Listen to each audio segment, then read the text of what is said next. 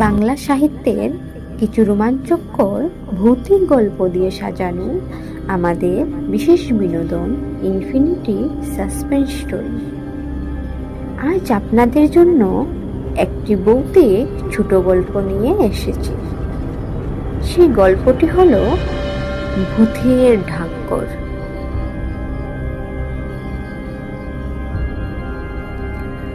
বৃষ্টিস্নাত সন্ধ্যা। গ্রামের এক কোণে পুরনো ডাকঘরটা দাঁড়িয়ে আছে নিঃসঙ্গ ও নীরব।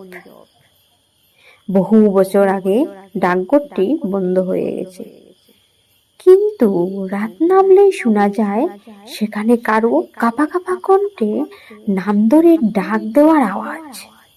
সেই গ্রামের ওই যুবক রাহুল এসব কথা বিশ্বাস করত না। সে শহর থেকে ফিরেছে কয়েকদিন হলো।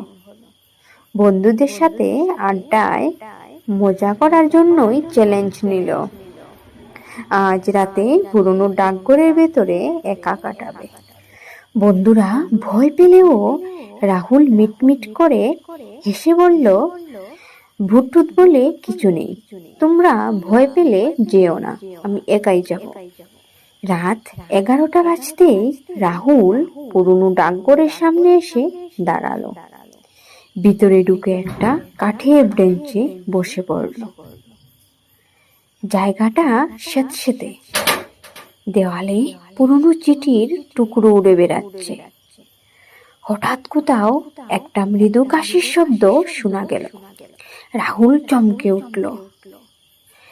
চারপাশে তাকিয়ে দেখলো কেউ নেই, হয়তো ইঁদুর হবে।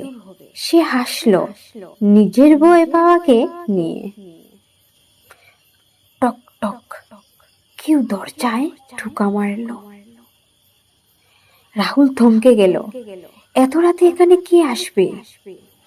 সে ধীরে ধীরে দরজার কাছে গিয়ে বলল, কে? কোনো উত্তর এলো না। সে দরজা খুলল। বাইরে কেউ নেই, কিন্তু তার কাঁধে যেন কারো ঠান্ডা নিঃশ্বাস লাগলো। সে দ্রুত দরজা বন্ধ করে দিল, কিন্তু তখনই তার চোখ পড়ল কোণের টেবিলটার দিকে। সেখানে এক বান্ডিল চিঠি রাখা, সব চিঠির উপরে লেখা প্রাপক মৃত। রাহুল কেঁপে উঠল। এরকম চিঠি কে পাঠায়? এমন সময় পেছন থেকে এক শ্বাসরুদ্ধকর ফিস ফিস আওয়াজ এলো। আমার চিঠি কি এখনো আসেনি? রাহুলের শরীর বরফের মতো ঠান্ডা হয়ে গেল। সে ধীরে ধীরে পেছনে তাকালো। এক ফ্যাকাশে কালো চোখের ছায়ামূর্তি তার দিকে চেয়ে আছে। রাহুল আর চিৎকারও করতে পারল না। পরদিন সকালে লোকজন ডাকঘরের ভেতরে রাহুলকে অচেতন অবস্থায় খুঁজে পেল। তার হাত শক্ত করে ধরেছিল একটা পুরনো হলুদ হয়ে যাওয়া চিঠি। চিঠিটা খুলতেই দেখা গেল লেখা, আমার নাম রাহুল, যদি কেউ এই চিঠি পড়ে তবে জেনে রেখো আমি আর নেই। কিন্তু এই চিঠি কে লিখলো? গ্রামের লোকজন রাহুলকে দ্রুত হাসপাতালে নিয়ে গেল।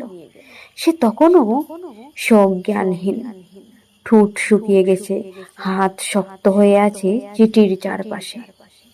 ডাক্তাররা পরীক্ষা করে বলল, ওর শরীরে কোনো আঘাতের চিহ্ন নেই, কিন্তু মনে হচ্ছে কোনো ভয়ানক ধাক্কা পেয়েছে।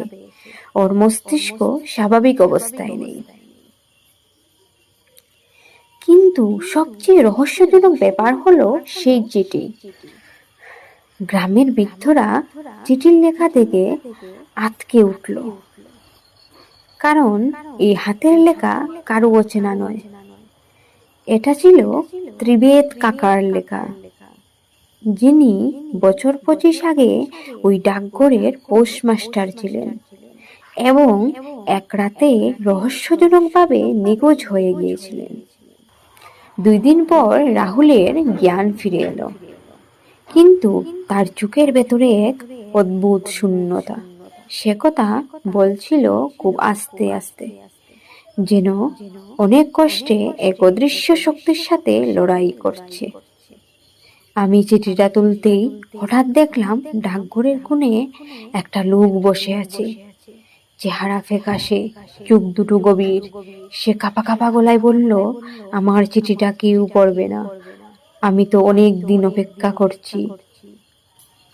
রাহুল থামল, তার চোখ ফাঁকা শূন্যতায় ঘুরে বেড়াচ্ছে। তারপর সে উঠে এলো, তার পায়ের শব্দ হলো না। তারপর আমার কানে ফিস ফিস করে বলল, আমাকে কেউ চিঠির জবাব দেয়নি, এবার তুই আমার হয়ে জবাব দিবি। রাহুল চিৎকার করে উঠল, না, আমি চিঠি লিখতে চাই না। রাহুল সুস্থ হয়ে উঠলেও সে আর আগের মতো ছিল না। রাতে প্রায়ই ফিসফিস করে কথা বলতো। ঘুমের মধ্যে উঠে বসে বলতো, আমি জবাব পাঠিয়েছি, এবার আমাকে যেতে দাও। তার বন্ধুরা ভয় পেতে শুরু করলো। একদিন এক রহস্যময় রাতে রাহুল আবার হারিয়ে গেল। তার ঘরে শুধু পড়েছিল একটা খোলা চিঠি। শেষ পর্যন্ত চিঠির জবাব পেলাম, এবার আমি শান্তি পাব ত্রিবের। কিন্তু রাহুল গেল কোথায়? সেই রাতের পর থেকে পুরনো ডাকঘরে আর কোনো ফিসফিসানি শোনা যায়নি। গল্পটি শোনার জন্য আর পাশে থাকার জন্য আপনাদের অসংখ্য ধন্যবাদ। গল্পটি যদি ভালো লাগে তাহলে আমাদের চ্যানেলটিকে লাইক, শেয়ার এবং সাবস্ক্রাইব করে দেবেন। শুভরাত্রি বন্ধুরা।